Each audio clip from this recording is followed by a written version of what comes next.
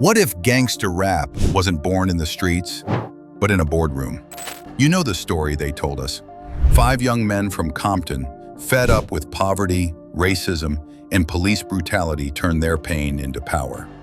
They become N.W.A, the most dangerous group in America, the voice of the voiceless, the raw truth from the gutter. But what if that story was only half true? What if N.W.A was real, but their rise was orchestrated? What if it was a psychological operation? Because when you follow the money, things stop looking random. The rise of gangsta rap, the fall of conscious music, the explosion of private prisons, the silent hand of the state moving in the background.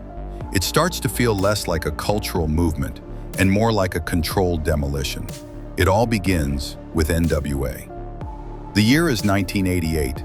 The crack epidemic is destroying black communities. The war on drugs is a war on the poor. The CIA's role in funneling cocaine into LA is whispered but not reported. Police brutality is routine, and rap? Still dominated by messages of empowerment.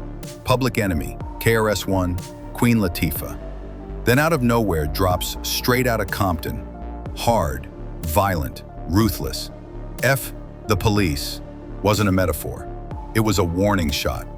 The world panicked. The media called it dangerous. Politicians called it criminal. But the music industry couldn't get enough of it.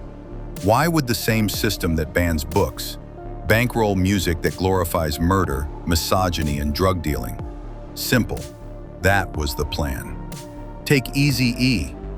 Before the fame, he was in the streets. But how did he suddenly get the cash to launch Ruthless Records? Distribute nationally, run ads, build a movement? Some say drug money, others think it goes deeper. Silent investors, hidden partners, people who didn't care about music, but cared a lot about influence. Then there's the Republican fundraiser. Yes, Eazy-E, fresh off F the Police, gets invited to dine with George H.W. Bush. He paid to be there, but why was he welcomed? You think the White House just lets that happen by accident? Now step back. The CIA has a history of using media to shape culture. Operation Mockingbird, controlling the press. MK Ultra, testing trauma-based mind control. COINTELPRO, dismantling black power movements from within. After they took out Malcolm, MLK, and the Panthers, what was left to kill? The spirit, the message, the culture. And that's where gangsta rap comes in. In the 2010s, a letter leaked from a supposed music executive. It described a secret meeting in 1991, a handful of label owners, a private agenda. The goal? Flood the market with gangsta rap, build a pipeline from music to prison. Why? Because the same people funding the music had stock in private prisons. The letter was never confirmed because the message changed, because the money changed. Dr. Dre leaves N.W.A, launches Death Row with Suge Knight. That label becomes ground zero for gangsta rap's second wave. Snoop, Tupac, Dogg Pound. But behind them, Interscope Records. And behind Interscope, major investors with ties to military contractors and political lobbying firms. So let's stop pretending this was about art. When billionaires fund music that tells young black kids to kill each other, sell drugs, and disrespect their women, that's not culture, that's policy.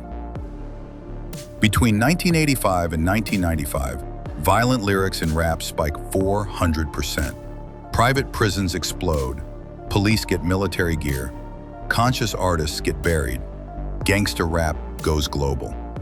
This wasn't just music, this was social engineering. The blueprint was simple. Take kids from poverty, hand them a mic, promote the most extreme voices, glorify the violence, profit off the fallout. And guess what? The ones who didn't play along? Pac starts talking revolution, dead. Dead Prez, blackballed. X-Clan, erased. Nipsey Hussle builds economic independence, murdered. Meanwhile, Demon Time, drill, lean culture, all climb the charts. The more destructive the message, the bigger the budget. Because this wasn't about expression, it was about control. So let's go back. Did N.W.A know what they were part of? Maybe not. Maybe they were just telling their truth. But the system around them knew exactly what it was doing. Take the pain, exploit it, monetize it, weaponize it, push destruction until it becomes normal, and then sit back while the streets burn themselves alive. So here's the question the media won't ask. Was N.W.A. the start of a musical revolution, or the launch of a psychological operation designed to destroy a generation from the inside out? You be the judge.